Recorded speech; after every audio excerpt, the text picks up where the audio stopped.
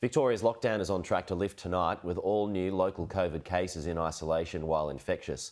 The Andrews government is yet to make a final decision, leaving thousands of businesses in limbo. It's an anxious wait for restaurant owner Sonny Bastaros, who waits to hear when he can reopen his business. The sooner that we know, the better.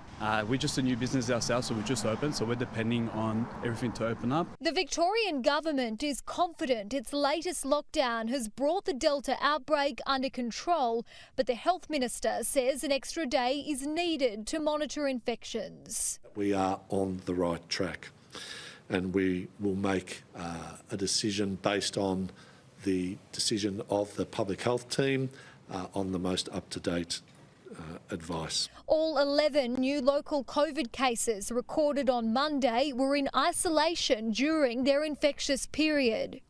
Why are we holding off on an announcement about the lockdown, and do you think 12 hours is enough notice for businesses, particularly those in the hospitality sector, who have to get food and have to get staff on board? 2 days of zero cases in the community does not make public health certainty.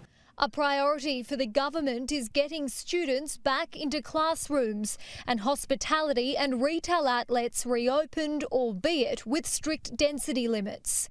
The restrictions likely to linger post-lockdown include a mask mandate and a ban or tough limit on crowds at sporting stadiums, following transmission at the MCG and AAMI Park.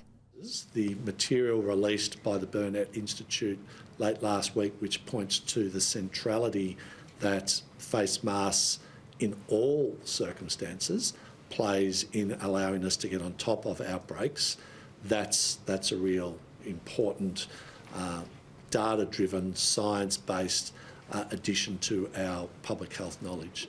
As for the Sydney removalists, who represent one of 2 incursions which sparked the outbreak, police are yet to lay any charges and say they're still awaiting the file from Victoria Health.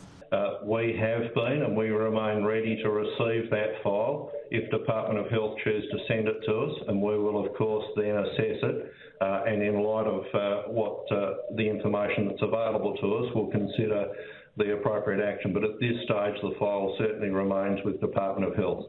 We'll see that file and the related material formally with Victoria Police in the imminent moment. Victoria's hard border with New South Wales is likely to remain in place in an effort to avoid future lockdowns. Julia Bradley, Sky News, Melbourne.